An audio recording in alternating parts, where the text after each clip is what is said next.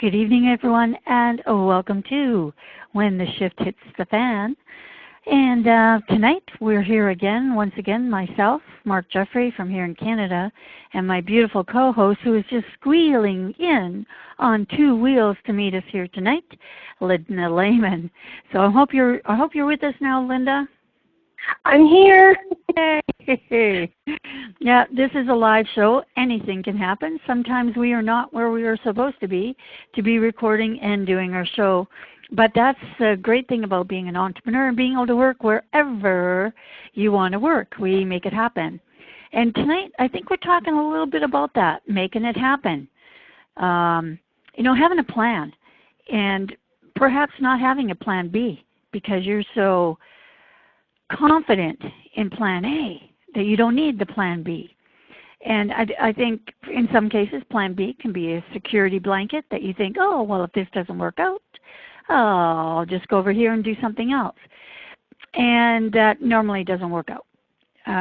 We're here tonight to talk about the strategy of, okay, you found something you like to do, whether it's a hobby, something you're painting, something that you're very passionate about that you believe could maybe work into making money doing that at some point.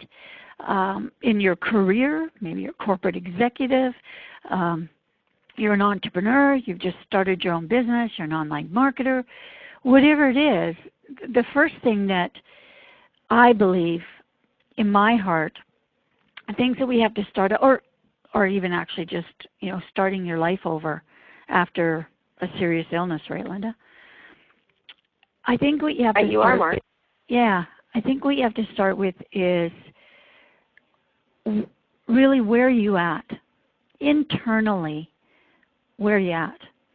Because I know that there's some, and I think everybody will attest to this, raising my hand on this, is that there are some times when I fought a battle at the wrong time for me, and any other given day I would have just slayed it, but I lost. Epic fail because I wasn't in the right frame to be able to take the challenge on. And I think sometimes we believe that we might be invincible, that we can do anything at any time. And I don't know, for me, Linda, that's just not the case. I've got my good days, I got my bad ones. Oh, exactly, Mark. And a lot of times, when we have those epic fails, I think a lot of it is because we've tried to force something to happen.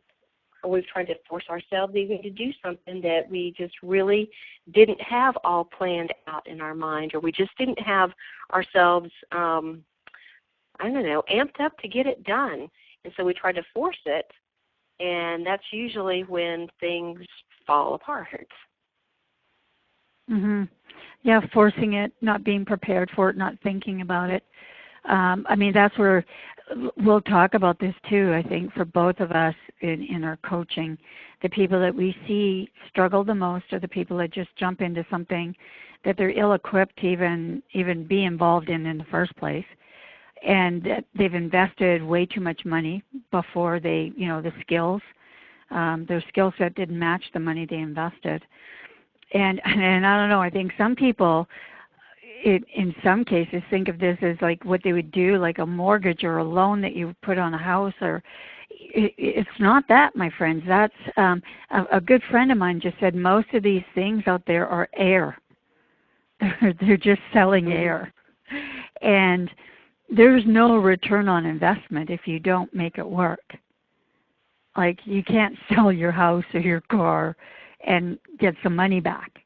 The money's gone. And this happens way too often because people get so excited about things. But it happens in anything, big weddings, right?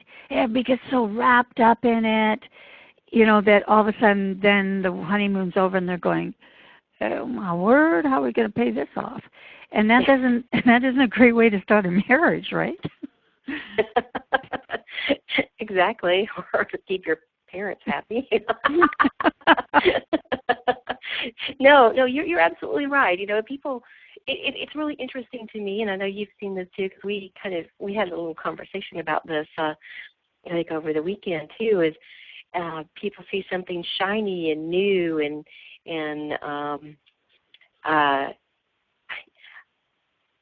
the only term that comes to mind, and not to offend anyone, but I keep thinking it's shiny, it's new, and there's this snake oil salesman up there telling you how wonderful it is, and you jump both feet in without doing your own due diligence and your research as to, what exactly is this? If it's a business, how do I get paid? How does money come into my bank account? Or, wow, this is just a miracle drug. How does it work? And why does it work? And what's it made of? Yeah, that's it. Most people, we go for it. Yeah, exactly. And most people don't even have a business plan. Like some people I will talk to, even in our own businesses that I run, when I'm bringing people in, I'm going to say, okay, I want you to look at the compensation plan. I want you to tell me how much you're investing, and I want you to tell me when you are going to be clear of that. What do you need to do? Like how many people need to be in your business? How much do they have to be paying you in order to cover your expenses and make profit every month? And most people, I mean, that's simple math, right? I gave you $2, you gave me $4, I got $2 back. That's pretty much simple, but most people can't figure that out. And I think that that's where a lot of people really do get into trouble. They jump before they should be jumping because they're all excited about things. And you know what? Yeah, I'll tell you something. I was excited about doing something like this for a long time. But I took a long time figuring out where I would jump into the pool. Mm-hmm.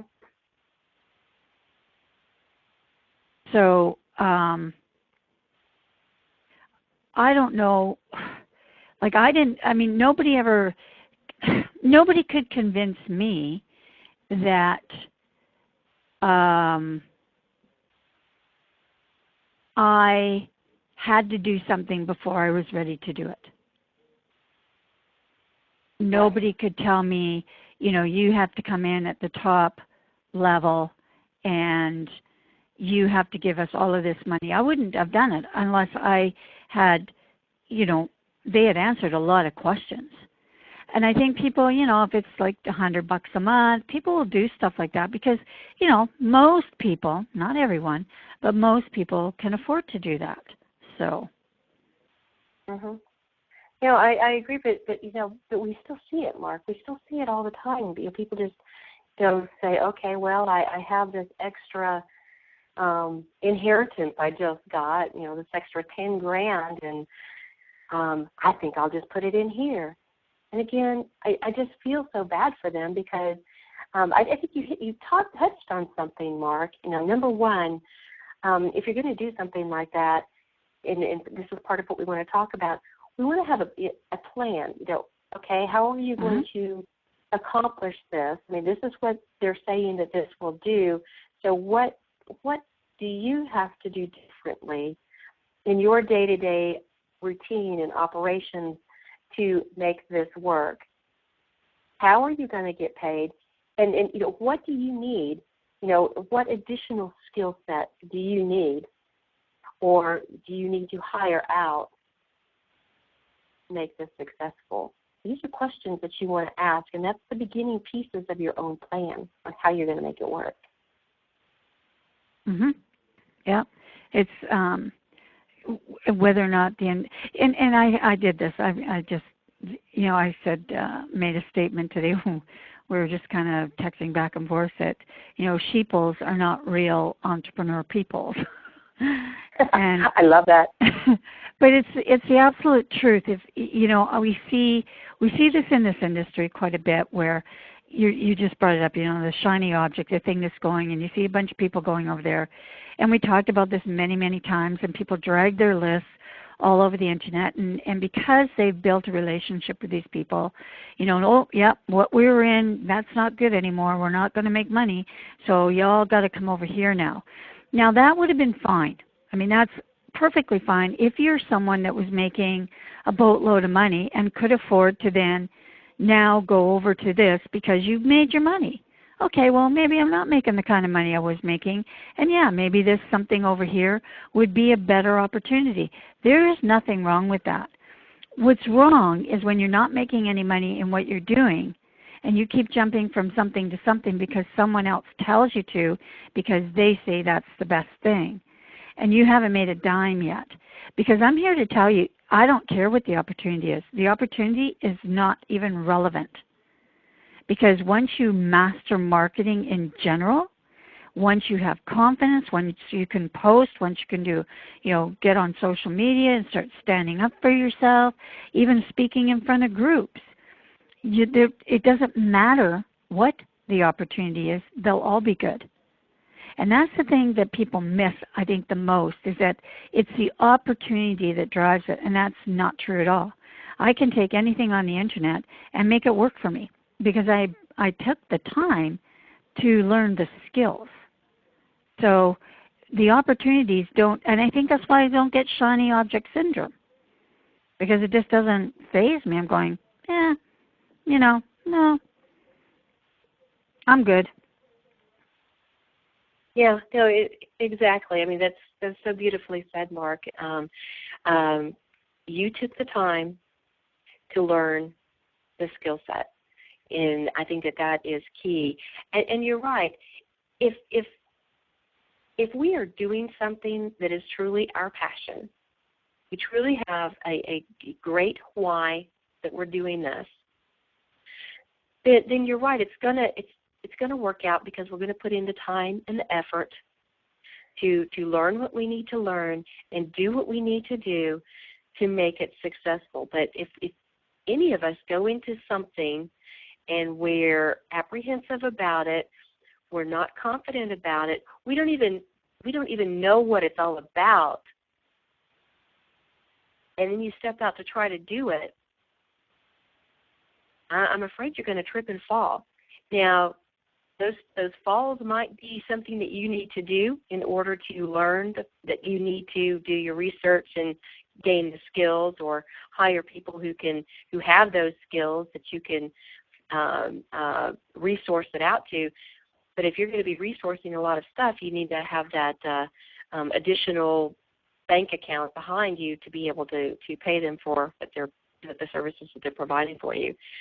Anybody can be successful at anything if they have the right mindset to do it, if they know why they're doing it, what they're doing, and quite frankly, Mark, are willing to take the risk involved to do something new. Yep. And in some cases, it can be a pretty big risk. And for me, I think that's when people need to tread carefully. There's two schools of thought. When your back's against the wall, you're going to fight harder than you ever have. You're going to, you're going to hit obstacles harder than you normally would. But there is a time and a place where, when you can't, and again, we talk about this a lot, when you can't pay your bills is not the time to get involved for the first time, I don't care what it is, on some kind of internet thing. Or invest right. in a business, a cafe down the street, or whatever, if it doesn't have any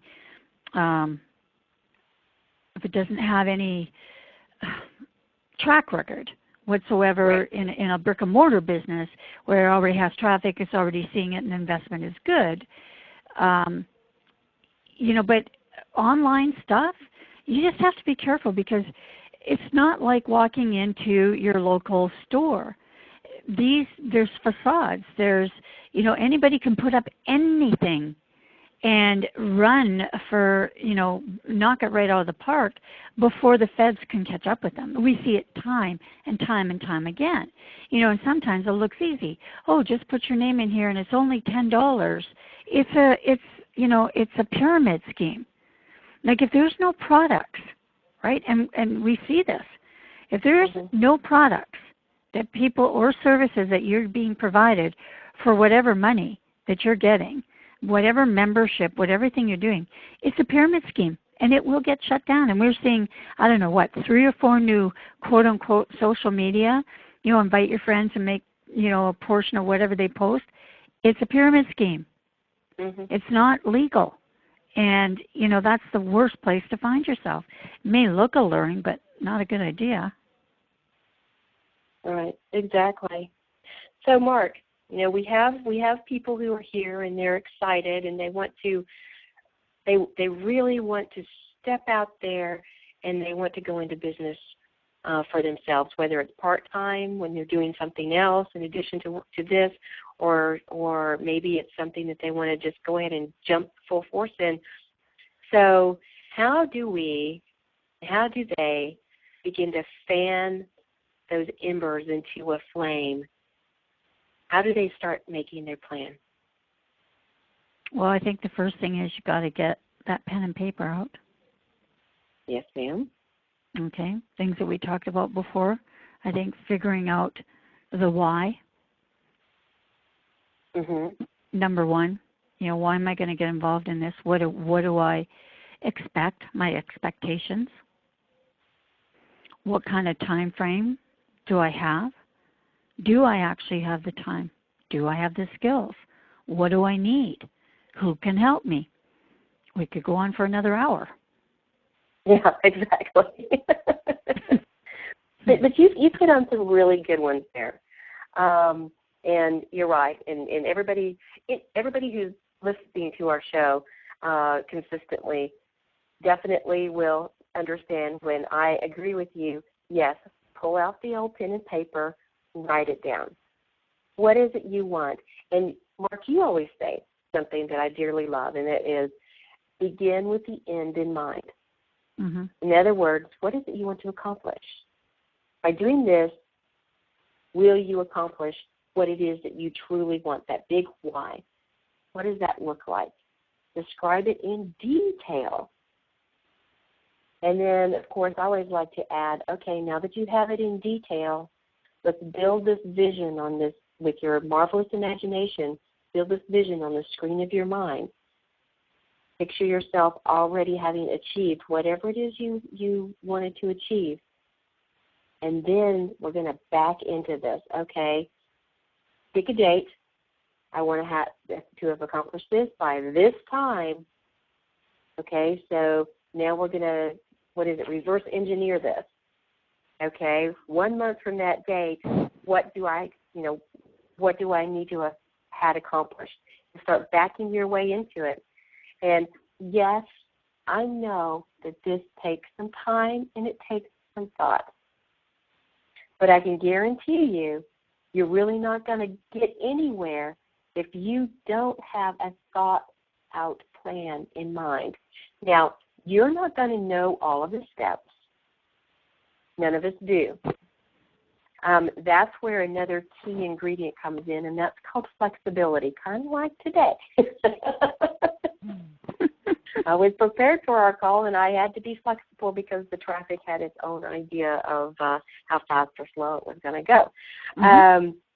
But I was flexible. I didn't panic. I knew that we would still get this accomplished. But flexibility is key, because if we're not flexible, then we get back into what we started talking about in the very beginning, which was we're going to try to force something to happen. We're going to try to force that square peg into this round hole because what we want is on the other side.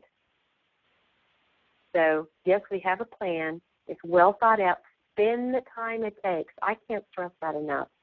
Because I've been one of those people, I don't want to waste my time writing down a lot of stuff and making a plan. This was years ago. Well, guess what? I never got anywhere because I didn't have a plan. And I didn't take the time to really think it through.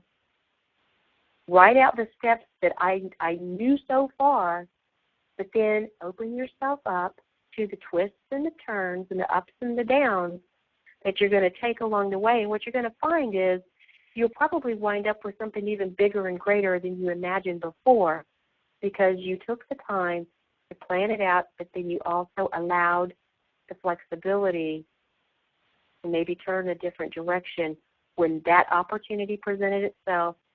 You researched the opportunity, it fit, it sounded good, and you went for it. For sure. And I think this, and trust me, this isn't just about your career or anything. It's about relationships. It's about anything. You know, it's about anything you want to accomplish, that exercise plan. You know, you can't just go, well, I'm going to lose 40 pounds and there you go. That ain't going to happen. I can tell you that right now. You gotta. What are you going to do tomorrow? Your eating habits are going to change. You're going to have to start exercising, and it's the same thing there. You probably, most of us, you either go and you buy a tape if you're too embarrassed to go to a tape. Boy, there goes my age. DVD, or get something online that will help you have a routine. And then maybe you'll work your way up to going to the gym and then working, for maybe just walking to running. That's how this works. There's everything in life is like that. That's why we have bad relationships. Most of us have no idea the type of person we want to be married to. We just go, that one's good looking, I'll take that one. Yeah. And then we're disillusioned when they don't measure up. Mhm. Exactly. But you know what? In any good relationship like that, if you're looking for a partner to share your life with, you want to sit down, again, map out the plan, decide what qualities are you looking for? What good qualities are you looking for in a person? I mean, the qualities that I look for in someone are going to be different than you, Mark, or the next person down the road, or the next person down the road. What sets me on fire? What qualities just make my heart sing? And start looking for that and appreciating those qualities that you see in other people. And it's really interesting when you start looking for those particular qualities, you're attracting those people with those qualities to you, and you start recognizing it in others more and more and more often. But again, you had a plan. Just like with the exercise too, track your progress. Don't just mundanely follow this plan without giving yourself little celebrations and little rewards. Track that progress. And even with these relationships, Mark, as you start recognizing these qualities in other people, get a journal and write it down. I had the most amazing day today. I had struck up a conversation with a person in the department store, and they had this great quality, and that's exactly what matches what I've been looking for. What a wonderful day. I'm so grateful. Yeah, that's why, if you go to different, along this, like with you go to different, we'll say dating sites and stuff like that. I mean, that's why the ones that have the little survey that everybody hates doing, because it asks you so many questions and you have to really think about things, are the ones that are most successful. That's why actually arranged marriages, for the most part, are the most successful, because these people are coming from the same core, and that's easier to build on than people that are coming from two diametrically different spaces in the world. There's so many challenges as that, and you can bring that to anything that you're doing. If you're somebody who's been a poor eater all your life, you're not going to have as easy a time to change those habits as someone who's a fairly decent eater, does a little bit of exercise. Same thing in business. If you've never done anything like this before, you are probably not going to be as successful as those leaders on the stage that said, I put $100,000 in my bank account last week doing Facebook ads. Well, you think, I can do an ad. I should be able to do that. Nah, not so fast, my friends. It's all relative. It's all about perspective. And it's all about, how much jeopardy do you want in your life? Mm-hmm. There's a risk factor there. There is a risk factor. I giggle when somebody says, "Well, I made $100,000 yesterday by doing Facebook ads," and my next question would be, "Oh, really? How much did you spend on the ads?" Mhm. Because you know what, you got to subtract that from that $100,000. Yeah. Well, and that is too. When you see that, it's easy for anybody to say, I've made so much money, but again, nobody knows what the bottom line is.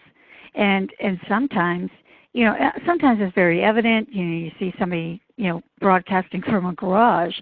I'm pretty sure they didn't make $100,000 a month, or really, they love the garage. Maybe. Maybe they but did. I don't think so, right? Because you make lifestyle changes. We all do. And I think that's a big tell when you're looking at choosing online businesses, look at the tell, because you know yourself. Everybody knows this. To a person, when you get a little bit of extra change in your pocket, you upgrade your life. Yeah, you might, maybe different clothing. You can't afford designer. Now you can. Upgrading a car, upgrading your apartment if that's, some places the rents are just as atrocious and you can't buy. But you upgrade your life. And so if somebody's saying that for the last 15 years I've made over $1 million, and you take a look at them going, they don't even know how to shave, you might reconsider what they're saying to be truthful.